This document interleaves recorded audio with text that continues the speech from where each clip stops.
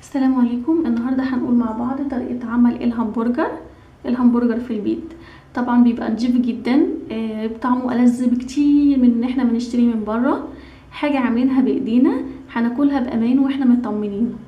اهم شيء قبل ما نحضر اي حاجه لازم نقول ان الكيلو اللحمه المفرومه بيبقى عليها ربع كيلو بروتين الصويا، وبروتين الصويا ده ممكن يجيب من السوبر ماركت او من اي عطار.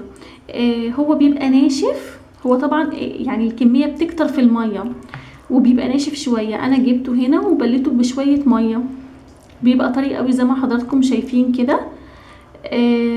وبيبقى فيه ميه كده زي ما انتم شايفين. الميه دي انا هصفيها وبعدين هنحط عليه كيلو اللحمه المفرومه مع التوابل. مش عايزه اقول لكم بروتين الصويا مفيد قد ايه. حبيت اوريكم شكل البروتين الصويا بعد ما انا صفيته من الميه خالص. هو بيبقى شكل كده بالظبط كده. يلا بينا نكمل ونشوف هنحط عليه ايه. هنحط على بروتين الصويا ربع كيلو، كيلو لحمه مفرومه زي ما حضراتكم شايفينها كده اهي.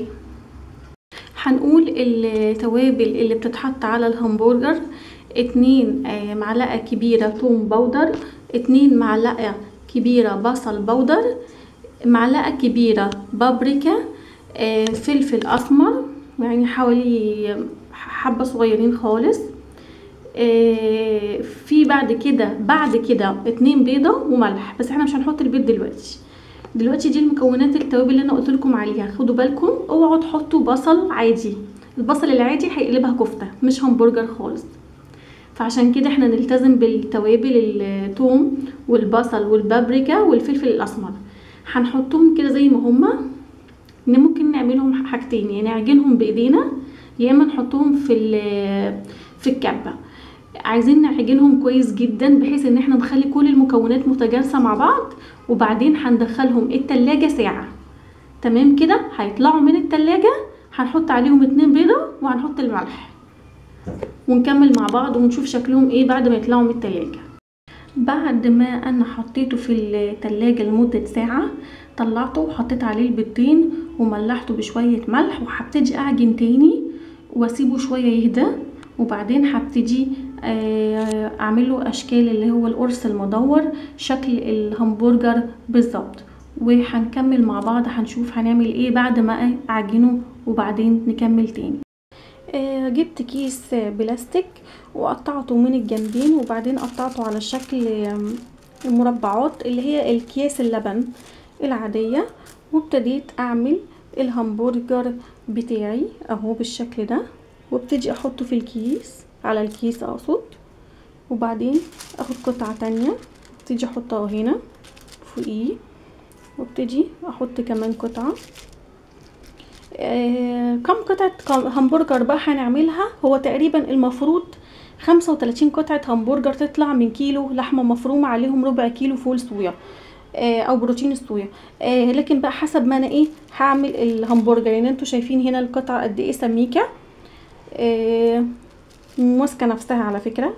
ممكن تاني انا عملت حاجة تانية اقل شوية في السميكة، فحسب ما انا هعمل بقى. هعمل قطع المفروض يعني لو انا هعمله في الحجم المتوسط يبقى 35 قطعة همبرجر. لو انا عايزة اخليها سميكة شوية طبعا العدد هيقل، لو انا عايزة اخليها رفيعة برضو العدد هيزيد. بالشكل ده كده. اجيب هنا تاني حضراتكم وادي جزء اهو تاني كده،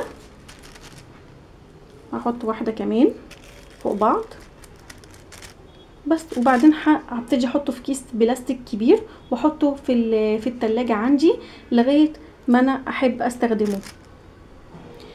ده شكل الهمبرجر. اتمنى ان انتوا تجربوه وتعملوه، هيعجبكم جدا. طعمه احسن بكتير مما نشتريه. كفايه ان احنا عاملينه بايدينا، ومفيش حد يعني كفايه قوي فعلا ان احنا عاملينه بايدينا. طعمه ممتاز وصحي. اتمنى ان هو يعجبكم، ويا ريت تشتركوا معانا في القناه عشان يوصلكم كل جديد احنا بنعمله. وسلام عليكم.